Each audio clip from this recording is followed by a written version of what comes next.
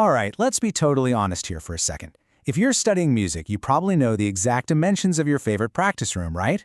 You know those grueling, exhausting hours spent agonizing over pitch, perfecting your breath support, and dealing with the sheer, crushing stress of your next big audition. You've basically been wired to view a single missed note as a massive failure. But what if your missed notes were actually your greatest gift?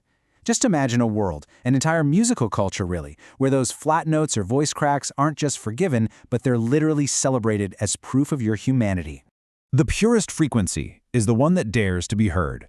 This is a profoundly powerful proverb that comes directly from Arreqqana culture. And honestly, it immediately flips everything we learn in the conservatory right on its head. In their tradition, just having the guts to open your mouth and share your voice, that is the actual triumph. The purity they're looking for has absolutely nothing to do with acoustic perfection. It's all about the purity of your intent. So today we're going to dive right into this explainer and explore the Arreqqana philosophy of connection over performance. We'll be hitting 6 core concepts: redefining voice, heart singers, voices of truth, world singers, the place of mastery, and finally, the grand choir. All right, let's kick things off with Section 1, Redefining the Perfect Voice. See, in Arreqqana culture, a quote-unquote perfect voice isn't some measure of talent that you judge on a rubric. It's viewed as a calling. Think about the stark contrast here. Our traditional conservatory mindset completely obsesses over performance, flawless precision, getting that applause.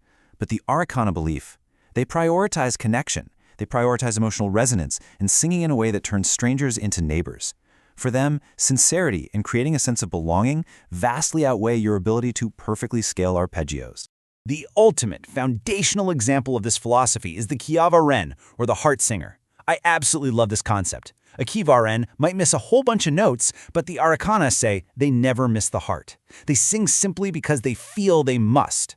These are the folks you want around your campfires, at your weddings, or sitting next to you when you're feeling down. Sure, their biggest weakness might be self-consciousness, but their pure authenticity makes them absolutely essential to the fabric of their community. Which brings us naturally to Section 2, Singers of the Heart and their specific orders of emotion. Let's look at a few of these specific vocal orders, starting with the ones entirely focused on profound emotional connection. Look at how beautifully specific these corpuses are. The Arreqqana, the connection singer, sings entirely to create belonging. Then you have the Saraven, the healing voice. They show up not to entertain you, but to restore exhausted, heartbroken souls. And the Nakiven, the love singer. They literally map out every single season of romance through song, from that very first glance to lifelong devotion. Notice what's missing. None of these singers are doing it for the applause. Now, if you are someone who battles stage fright, and let's be real, who doesn't, pay very close attention to the Vlossary, the unmasked singer. These folks are incredibly powerful for performers to study because they prove that dropping that heavy mask of perfectionism is actually what creates the deepest bond with an audience. By leaning into true vulnerability, by singing openly about their failures and their grief, they make the listener feel totally seen and understood. For them, the act of singing is literally their expression of freedom. Okay, moving on to Section 3, Voices of Truth, and how they command action. So beyond intimate one-on-one emotion, the Arreqqana also recognize voices that demand justice and preserve memory. These are your heavy hitters, the loud, passionate voices carrying the weight of civilization. The Kasarava, or flame singer, is defiant and completely fearless, inspiring people to fight for justice. Then there's the Navorin, the destiny singer, who turns entire histories into music. We're talking single performances that can last for hours. And the Taras Joran act as ancestral guardians, preserving ancient languages and lineages. They aren't just making music, guys. They are literally keeping history alive. Section 4 shifts the focus a bit. Let's look at singing for the world. In this philosophy, singing also interacts playfully with the environment itself. Take the Saralan. They perform outdoors and treat nature, like the rushing rivers, the rain, the birds, as an active, living part of their choir. It's wild. Then you have the Norazaja and the Paparan, the free voices and joy singers. They bring this fearless freedom, comedy, and crazy playful improvisation to festivals. Their motto translates to "Joy sings louder than fear." They are the absolute heartbeat of any celebration, mostly because they've entirely stopped caring about being embarrassed. But what about technique? That leads us to Section 5, the place of mastery. Okay, I can practically hear some of you panicking right now. Did I just waste the last 4 years of my life mastering my vocal runs and breath control? No, fear not. Enter the Kihavasa, the frequency weaver. This is your technically gifted singer. They understand tone, complex harmony, and emotional pacing on a deep structural level. Every single note is fiercely intentional.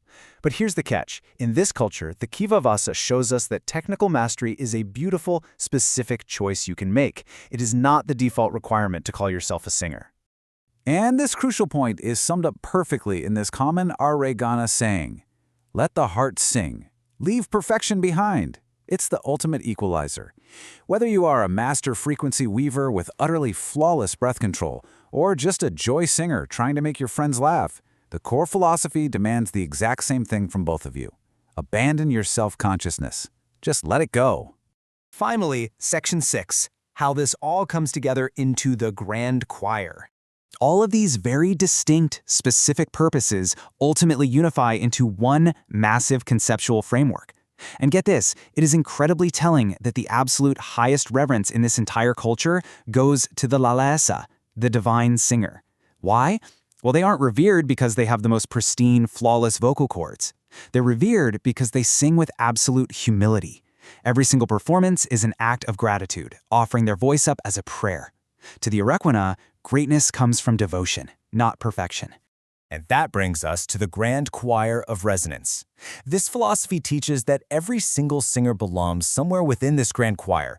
It doesn't matter if you're bringing the blazing courage of the Kasarava, the gentle peace of the Lakaven, the theatrical storytelling of the Vwarsen, or the wondrous, dreamy melodies of the Orvresa. Your unique voice is entirely necessary. In this choir, there is literally no such thing as a useless voice. Not every voice is meant to shake the mountains. Some are meant to steady a single heart. The grand choir needs them all. This is the final teaching the masters leave their students with. So, as you pack up your sheet music and head back out to the practice room today, I want to leave you with a question. Instead of chasing fame or stressing out over that one slightly flat note in measure 42, what resonance do you actually want to leave behind in the lives of those who listen to you?